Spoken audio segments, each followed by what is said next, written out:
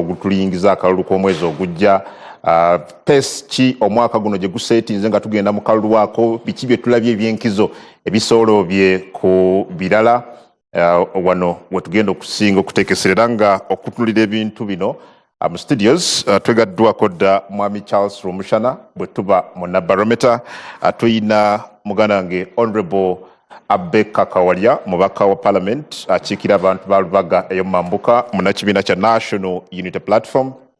Tulina mwami Frank Gashumba ono amyuka ssentebe w'ekibiina ekya PLU w'ekisinde ekyo ekya PLU. Tulina muganda wange Moses Bijirwa Ssabawansi w'ekibiina ky'ebyobufuzi ekya Common Man's Party kiri ku Luvuganya Government.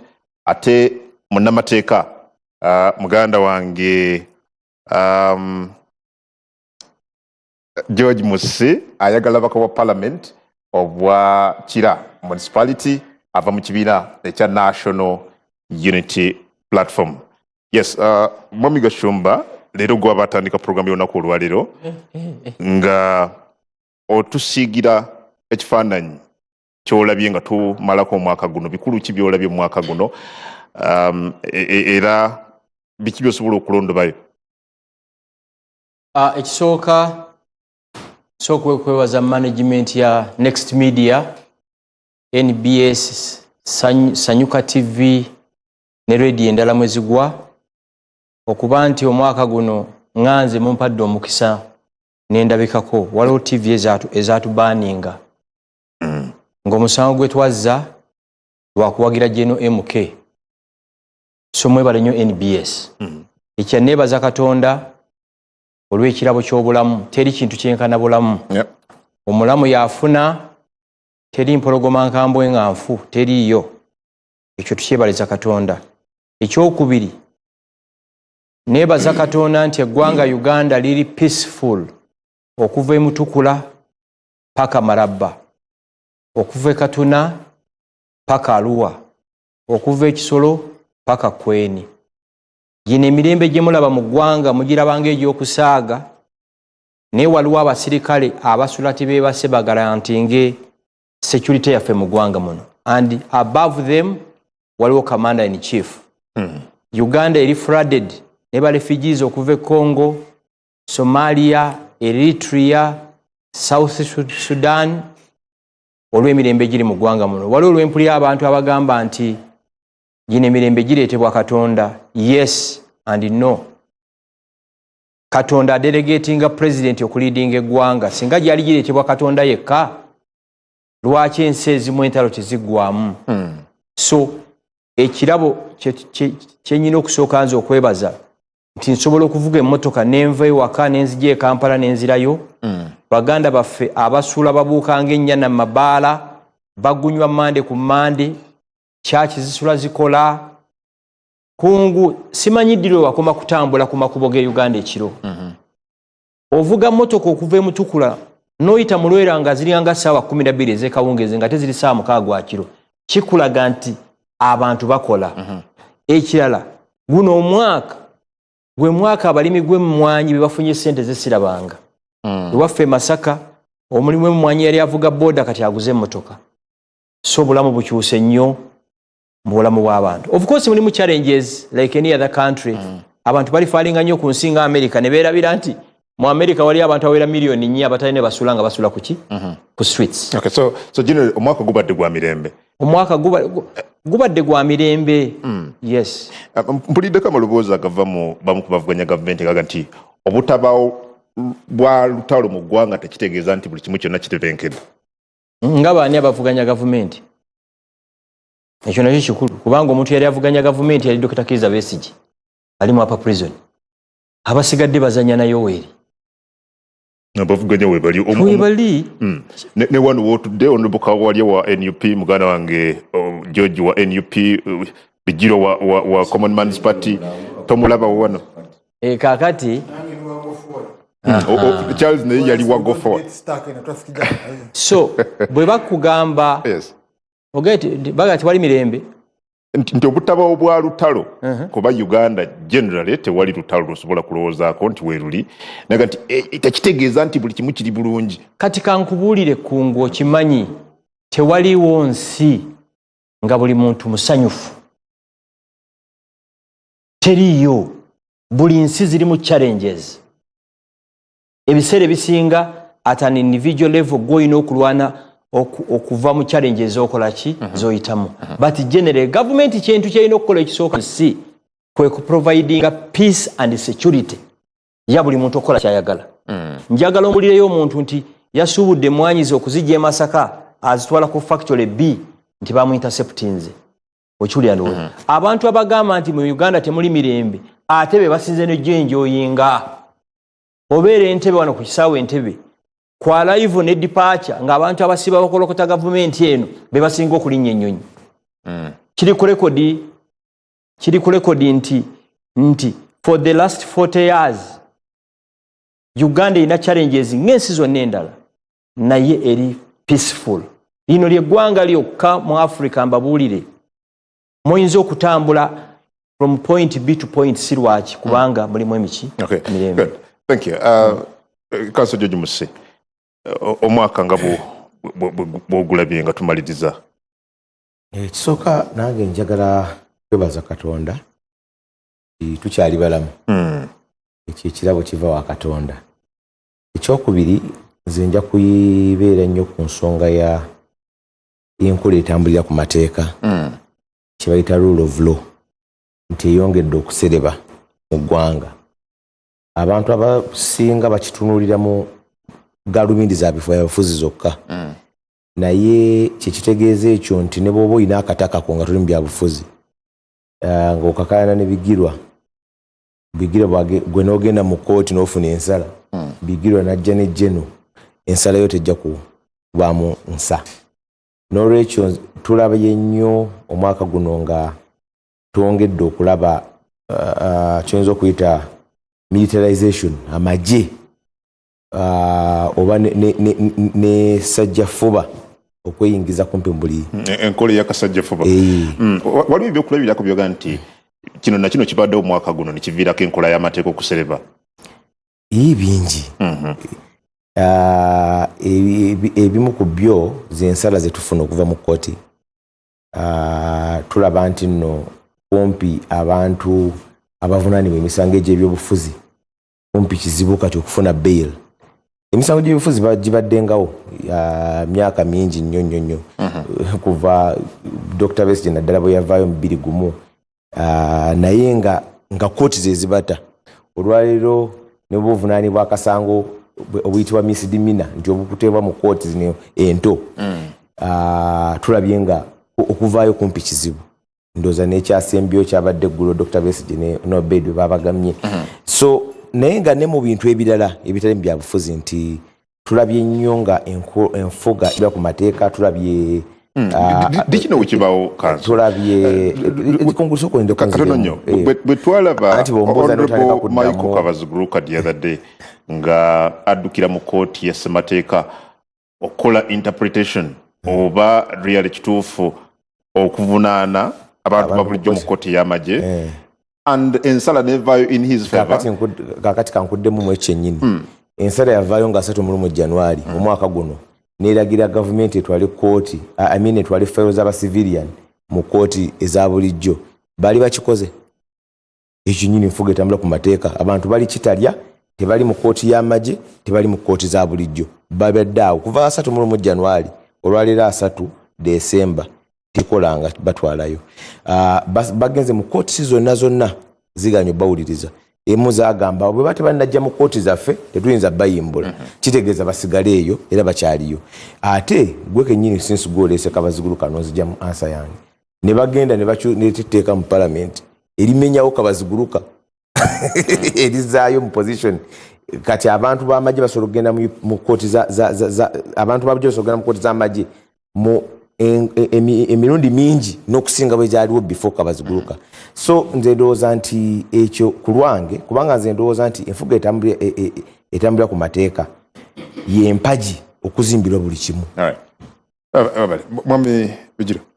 Yes, your take again as we tufundikira omwaka guno ku butya bwolabye omwaka wulidde kansage nti wabaddewo okusereba mu byamateeka but engeri gy'oli munnabyabufuzi njagala ontwala ennyo ku ddembe lyammwe n'enkola yammwe nga bannabyabufuzi n'abali ku luvuganya gavumenti omwaka gubatambulidde gutya?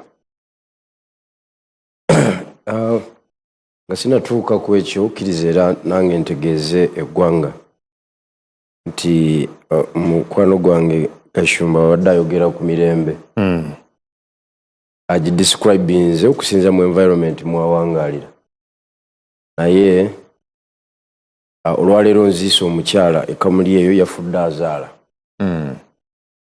bamulaga jalidde anaabirye Florence aziikiddwa olwaleero. Yesterday naziisa omukyala Nancy yafudde azaala bamulaga jalidde n'afa. Okwosa jjo naziika omuvubuka nga bamuyita Isaabirye Patrick bamukubye akatayimbwa ku mutwe yamutwalako piki n'asigalamu akalewerebwe akasobola okujjanjaba ne bamusuula mu ddwaliro lya gavumenti n'atakolwako n'afa. Twamuziise okwosa yesterday. Kati within 48 hours ne Kampala mubadde mu traffic jam wabava up country okulya Sekukulu ffe tubadde mu kuziika. Kati woba describing a peace oteekwa okumanya nti waliwo abatagifiiringa era abatamanyi nti peace weeri. Ezo death esatu it is equivalent to a war.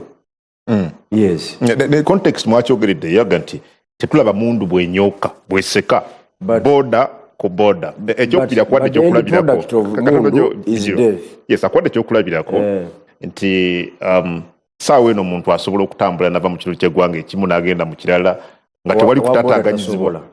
Omuvuzi wa boda tasobola eri ebusoga tasobola ati kugali naziisi gwe baakubye akafuuni ku mutwe kitegeeza nti alina waatasobola kuyita saawa 2 ez'ekiro nga bamukubidde.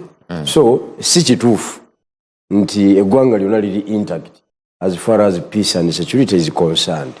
Eyo ensonga tusobola ogidibetingako obudde okukya katugiveeko. Bwe tugenda mu political arena eno gye tusambira omwaka guno nze nganze tegunkoze bulungi. Ekisaawe nga bwe nali njagala kitambule si bwe kitambudde. Okusetinga pace ffe nga aboludda oluvuganya twalemererwa okuteeka eninga gwe tuvuganya naye tumulemesa otusetingira pace twamaliriza tugoberedde kalenda ye. Ojja tuza but soko ompa ekifaananyi ekigazi general anti ekifaananyi ku Uganda nga bw'ogirabye omwaka guno. Kyekyo ekifaananyi ekigazi kitandikiraawo nti twalemeddwa okupenetratinga okuba nti ayanukula ffe addeko emabega wa kalenda yaffe naye atandika otugoberera kyatulemye ekyo. Kati ekyo ne kitutwala ku mbeera gye tuze tutambuliramu nti mu kugoberera kalenda y'omukulu gwe tuvuganya naye akoze buli kyayagala ate nga tekiri mu feva yaffe. Kakati politics yenna one ali commercialized nnyo. Okay, toyina kyosobola kukola kyonna nga sente tewali. Akabonero ak'omutawaana ennyo kitegeeza nti abakulembeze bangi abagenda okukwata ebifo ebyenjawulo naye nga intellectually baadde tebasaanidde ne content wise nga baadde tebakoze eki naye nga sente ze zibeeyimiridde. Eyo nsonga nnyo mu mwaka guno gwe tumalako. Ekyokubiri anja kubeesinga nnyo eri ewaffe mu East Jenva nti bw'otunuulira ekisaawe nga bwe kiri eky'ebyobufuzi abantu tebalina confidence mu kalulu kaabwe. Confidence esse wansi. Obalabira ddala ng'alowooza nti n'okugenda mu bokisi waliwo agenda okuba nga amulaba. Ne bwogeza kumuwa confidence nti nedda ssebo niwe banakuwa miliyoni y'esente wali mu box ogenda weka genda okole decision yentuufu asigala talina confidence eyo ekyo era kizimbiddwa system gye tuopozinga yejewo confidence y'abantu mu ngeri gye bagenda okweexercisingamu their right okuvotinga abakulembeze baabwe etya kubanga mwami Bijirwa muyina omukisa bannayuganda bonna balina omukisa begwanyiriza ebifo ebyenjawulo okutalaga eggwanga nga bamatiza abalonzi baabwe ku biki bye bagenda okubakolera singa baba beesigiddwa oba ne babalonda ku presidential level ina bacandidates 8 abavuganya mu F7 bali 7 batambula eggwanga lyonna nga tewali bakuba ku nsoloboto guli mu kunoonya kalulu ekamuli terya kuba ku nsoloboto ekijjeewo etya toyinza kugamba terya nkuba ku nsoloboto nga naakaziika abawagizi bange babiri babatta nga balinga abakuba ababbi b'enkoko nina abalwadde 3 ku bitanda abawagizi b'NRM baatulumba ne bakuba abantu bange ndina omuwagizi wange Brian ali mu kkomera bamukwata mbu yabuuza ekibuuzo ekikakali ng'abuuza kandi NRM ku lukuŋŋaana ne bamukwata bukwasi ne bamutwala ku poliisi ne bamuvugirawo mu kooti tuyinza kugamba tetukuba ku nsoloboto ebintu ebimu ffe eri tuli mu nsi ndala mu byalo nammwe ne Kampala muli mu nsi ndala kakati bw'oyogera ku bya manifestos tutalaga ne manifestos zaffe netegereza emikutu gya social media egy'enjawulo nengoberera bacandidates bendowooza nti bansonga ngenza okulaba nga nzenzeka ina manifesto mu Uganda yonna gye ngamba abantu bw'otunulira campaign y'omu Central Region ina issues zetambulirako musindike mu parliament ngenda muzoganya gwagenda okuzoganya tamwogera eyo nebeera message eri abalonzi musindike mu parliament ku luno tawona ani tamalaayo story kati nagenza okwetolola mikutu gyonna egy'abalwanyi bannange nga tekuli alina message ate gye nnina eyange yanjawulo nnyo eri very unique era mu Uganda yonna nze anoonyeza akalulu mu suuti nga bwonna bano nva mu field tewaliwo mulala kambaleyo honorable Kawalia njakudda mwami Bijirwa yes ku side yo again nga munnabyabufuzi njagala atulaba omubulire galubindi ezo zikulaze eki mu mwaka guno neyanzanyo omukulu kungu yabaza ne management ya Next Media kuba nti terawo programu eno tusobole okujja tubeeko ensonga twogera eri eggwanga lyaffe nja kwebaza Mukama Katonda asobodde otutuusa wano ate era tukkirize era tusiime bannayuganda kusingira ddala nze nga ONUPC busiyinza buteebaza bannayuganda abanyiikidde mu kaseera kano ke tulaba akatali kangu wewaawo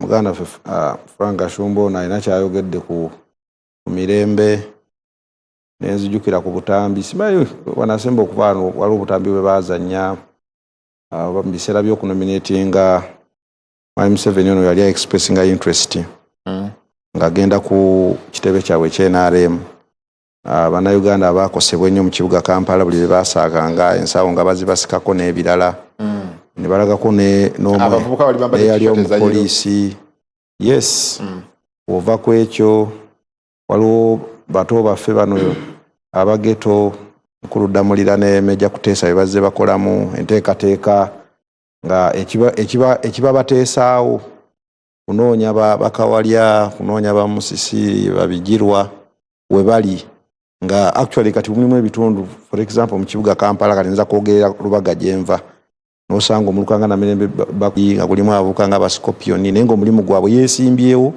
ni kunoonya bipande ba opposition gena nga abisala tayagala kulya ku muntu ayogera ku awa message yaffe gye tuyina bw'ogenda mu ghettos kati juzi naliko kosegulo naliko mu Kasubi waliwo ekitundu bakiyita Kasubi zone 3 tulinamu ekiko mulimu ghetto y'amaanyi bwe twavaamu ekiroba amajene gajja gasula gakuba abantu paka ku macha kati mukulu Gashumbo ono engeri gye gyasula mu high end ebiri eyo wansi tabimanyi era tuze alina kyayogedde ekikyamu ati kati ndi mukuwa evidence okuchallenginga statement ye naye bwabanga emirembe agipimira kusimanyi navuze emmotoka nenva wano nengenda eggulu agenda emirembe buli omu gino okubaawo nga bwoba olina bizinesi yo tobeerako na embago ffe tulina mikwano gyaffe abali mu bizinesi ya outdoor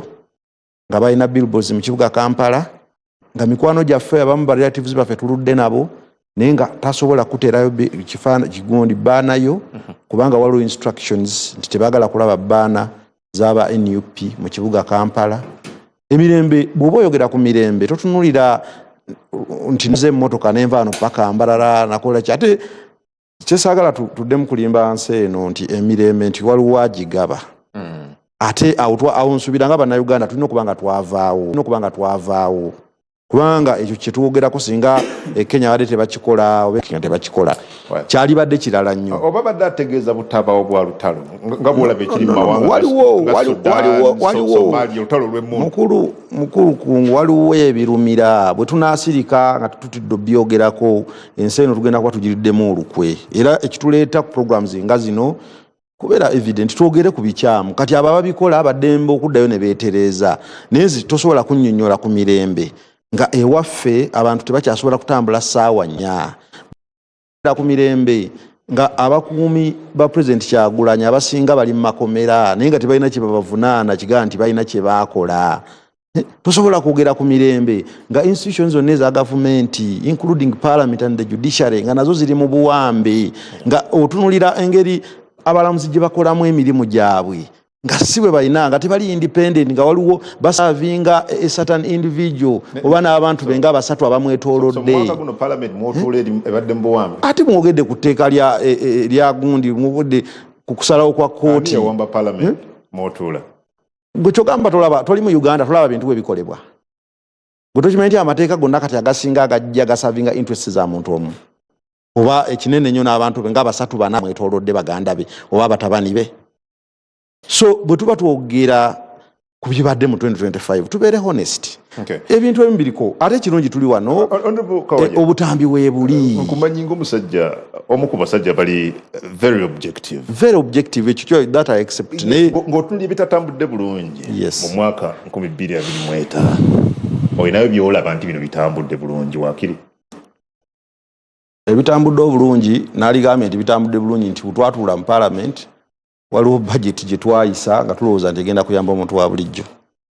Oli munnamawulire njagala ofuna obudde onoonyeze ku budget performance ya financial eno gye tulimu buli institution ya gavumenti olabe oba ebintu biri mu kukolebwa kubanga ekisinga njagala awo n'aligambye nti yo ng'abakulembeze twali twagalizza eggwanga lyaffe naye nakyo era kye twakola mu kwagaliza eggwanga still olwokuba nti institutions za gavumenti esinga ziri mu buwambe sente bazidivertinze ziri mu kalulu.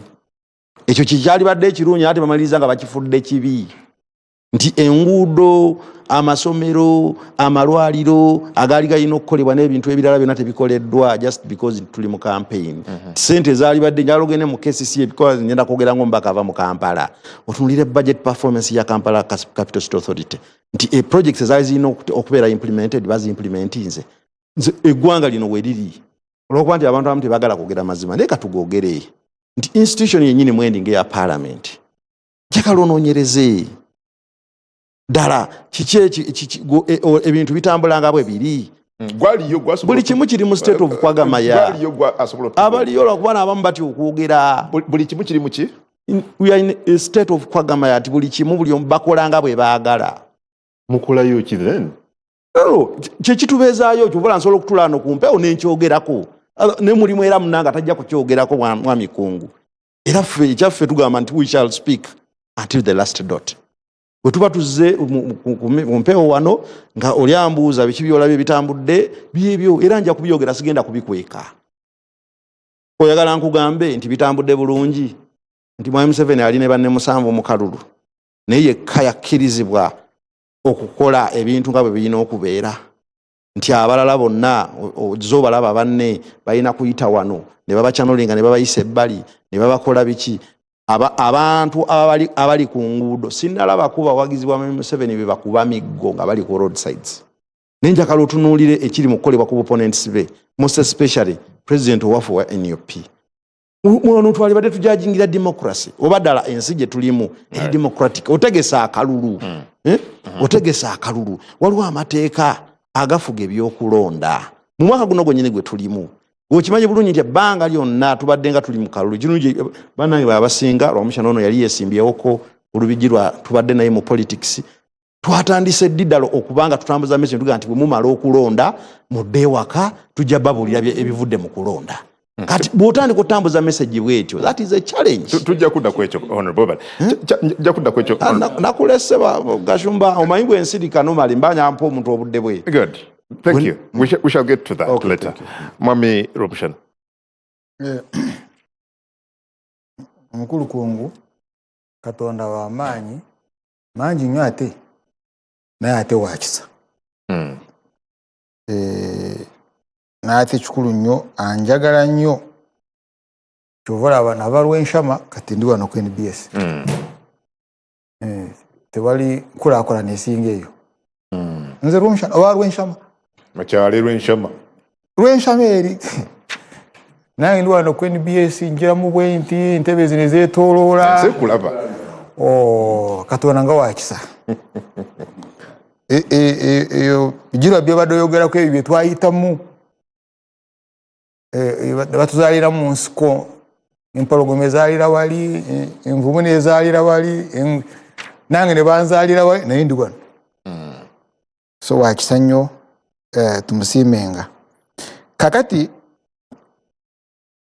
kasita owulira obulumi kyewandikoze is kwebaza Katonda weebale. Ate ng'oli mu bulumi? Yes, because afudde tabuwulira. Now, bw'owulira these politicians kakati kino tekiriiwo kakati kino tekiriiwo. Yes, oli mu studio amasanyalaze gaaka ento oli ku mpewo tuli dduka bino tosobola kubyogerera mu South Yemen waliwo ebitundu bimu mu Sudan wotasobola kubyogerera Darfur ekiri awo mu Kivu Congo. It's hell. So we have this stability. Fine, we're enough pain, but you are alive. That's some good progress. You know what andikira. Now, waliwo ebintu byetateekamu nsera nnyo naye nga bikulu. Kawaliya noli bali mu kalulu. These three bali mu kalulu. And 15 basuubira kugenda kupiikinga upapula batiikingeko. At least sinaba kumanya waba neeronda. Chances are high some of them may not vote themselves. But nebeerabira kimu nti Uganda yasasulidde obululu buno 100%. Twalinawo ebiseera nga buno obululu olina ogenda weegayira abazungu bakuweeyo ku ssente obulondese. But now Uganda is capable of paying 100% y'akalulu kaayo. Nga tukatambuza Uganda nga weeyagala. Okay, tulina obutakkaanya mu bingi, but at least tusobola okulonda using our own money. And that's good progress. Buli omu nannyinimu nawulidde mukulu Kasumba ng'agamba nali nyinayo ssente ezimala okukola embaga. Nange nandikyagadde I don't like kukola mbaga nti ngenda okukola mbaga y'omwana bakusondere. So nga negayira kungu mpaayo ndooza ndabe encha I don't like it. Okay. Siri mukozi nnyo mbaga. But now Uganda is able to hold elections ng'ekozesa ssente zaayo. And that's good progress. Ebinaavaamu birala but at least tuli able. Sirabawo okweraliikira ntujja kutuuka ntusaye nga tetulina ballot papers. Okumanya nti tulina ssente kati tugenze namukebera ebinkumu. Tulina ebyuma ebikebera amaaso n'ebinkumu Kawaya agenda kuteekayo amaaso ge n'engalo ze oba ziri sanitized or not. You get that's very good progress. Kakati ekirala Mukulu Museveni kye kizibu kye the stability of the country. The stability of the state. obutebenkevu bw'eggwanga. Yes, of the state. That the state is stable. Nakikulaga luli bw'oba mukulu Gashoba abadde ayogera tebamutegedde bulungi. The British state is stable. Tewali asuubira nti the state of France wali agenda okugijjawo. The state of Ukraine eyina ekizibu kati Ukraine yemanyi omuna Ukraine yamanyi. So the state of Uganda at least ebadde stable for 40 years. Right? Kakati ekyo its stability neereetawo software contradictions. The software contradictions, of course, ekimu kyayogerako ye Mirembe. Kakati tuli mu definition of what kind of peace. Tewali agaana Mirembe teriiwo, but it's the question is the definition, the quality, etc. So kati eno stability ereeta direct foreign investment. Now agamba nti wali sente za nzungu eziyingira ayina ekyamu ku mutwe. Okumanya nti sente z'abazungu ziyingira ze tukozesa n'okusasula amabanja service our debt. Bw'otunulira mu gold gye tujjamu sente esinga gold gye tusima wano. Because waliwo omugwira ayina gold yagamba bwengireeta mu Uganda nenzijjamu sente zange tewali agenda kuzinzijjako. Can I repeat that for you? Bukungo ovudde Ghana oyina gold yo n'ogiyisa mu Uganda esente ne ziyita wano nga ziddayo n'oba ng'oyina you are so strong oli mugumu omanye ensimbi zo bali agenda kukola ki kagenda kuzikujjako. Then of course we also have local savings. I can tell you mubyalo byewaffe abantu bayina bataka kweziika basolooza sente zaabwe engeri gye banaakola embaga nga beeziika. So we have got savings regime naye nga simbi nnyo. So the Uganda story is a rising story. Kyewala akawage ayina okulwana nnyo ayogera Oluganda lumaleyo ne Musisi okulaga that Uganda is on the decline. No, it's a rising story. But rising eyina challenges zaayo. Ze banokolayo zino. No. Ogwo n'omuyiguto. Bw'olya n'okutta nnyo obeera ne challenges. Mukuto. Naye nayogedde ku decline mu nfuga ey'amateeka mu ggwanga. Yes. So I'm very careful. We have economic growth. Have I said development? No, you said growth. Growth, yes. There is quantitative increase. So our challenge is to kubeera in the struggle for qualitative rise. The increase, the improvement in quality FFNA. Olye ekinyeebwa kye tufumbye nga bakifumba bulijjo tata ho ne mama wo ne mama wange bakifumbanga oba ekinyeebwa ky'oluwombo. Because n'ekyoluwombo nakyo weekiri kati Musisi n'ono baagala kinyeebwa kya luwombo. So when you have urbanization yogiina. So you have a town like Bikurungu bw'oba ogenda Lwenshamba yeekuze naye bw'ekula ekusaba mazzi n'ekusaba amasannyalaze. Now owulidde ku luguudo lw'e Masaka Christmas ekizibu kyabwe is traffic jam. But nze oluguudo olwo naluyitako nalutambulirako nga ntambulira mu UTC. Ogimanyi? Did you use UTCU? No, but I heard about it. Did you use People's Transport Company? Yali yajinja. Nga basi ogirinda saawa 19 okufuna ekyo nga tuyita ne madirisa. I remember ku luguudo lw'e Rushere, I was teaching in Rushere Primary School. Mukulu Museveni yalangirira ku lwale imwe abarushere n'abaha basi neza kuba neza kazo. Nga it would take a president to announce nti abawadde basi eya UTC. Now the challenge tekyali bbula lya basi tekyali bbula lya it is traffic jam which is a software issue. It's a challenge, I agree. But sinaba kuwulirawo moloka egamba nti ebuza amafuta. Have you? No. Mbuuza gwe. No. Waliwo waagenze raga nti wali mafuta olowooza bagagula nseko gagula wabweyo. You need foreign currency. Waliwo waagenze n'osanga mu forex bureau temuli dola.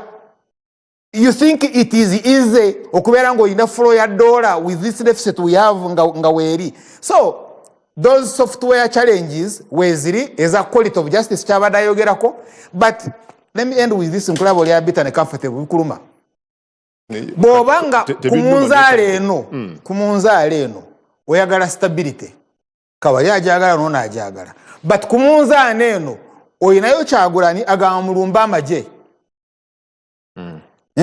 tembugatya nze nagabaze tugasobola side eno ina Nambooza agamba okumanya nze nabeetegereza ayina amasasi aliogo abalala abaserikale temuyinaki kati omulimu ogusigadde kunoonya oyo omuserikale atalina amasasi gwe tuba tulumba and you are inciting this population in an urban area useful as it is wabalewo wanamuga did you see them engeri gyabadde bakuba abantu the formations zabadde batambuliramu and then you think security should not come so guno side ya munzaani eno how would you balance? All right. So you now have those software challenges, that is justice versus suppression and containment. Thank you. No mulalo wabasazo okubeera mulalo omucontaining otya. Evelyn Charles. Njagala ku Johnson. Mwami Gashibado ina kyagalo. Wali responding at the seconds kumi then tugende mukuwumula. Kakati kambabulire nze ntambudde ensi eno widely. Kyebabalimba nti wali ensi etalimu challenges. Ne mu America waliyo ghettos. Nefe olw'okuba twakula tulaba ba Rainbow, ba Schwarzenegger, tewali nsi nnungi mu PR nga America. An ordinary Ugandan bw'awulira ekigambo America alowooza buli muntu alivinga obulamu bwa Beyonce oba ba Jay-Z. So buli nsi erimu challenges. Traffic yene ebadde ku Lwemasaka bantu nga babiri bagiŋŋambye. Twategedde luvannyuma nti sino truck emu yafiiridde mu kitundu ekimu poliisi yaluddewo okurespondinga era bwe respondinze emmotoka ne zikola ki ne zitambula buli lunaku tuwulira nti omutujju asumuludde amasasi mu mmolo mu America saawa abantu bameka. Yes, these are facts. Ne bw'ova eri n'ogamba nti Uganda is breeding. You cannot tell me Uganda is breeding gine emyaka 5 mwenna bwe mufunye ebyobugagga ebitenkanika. Teri atakkiriza nti waliwo challenges. Baali bagagga. Ndindako njala nkule. Kyagulanyi yatugamba bw'olwanyisa Museveni ebintu biri bisatu. Komera, kutta oba kgenda mu exile. But it's all over the country. Naye yali mugagga nga tannaba kuyingira ebyobufuzi. Yes. Kyagulanyi Fair yali alivinga obulamu obulungi. Ne mu Nuupu bameka abali mu bulamu bwe. Ompulira. Tosobola kuŋŋamba nti ensi ebreedinga nga mwe musinze okuwasa n'okuzaala abaana mu myaka gino 5. Tekisoboka. Some of us, yes, these are facts.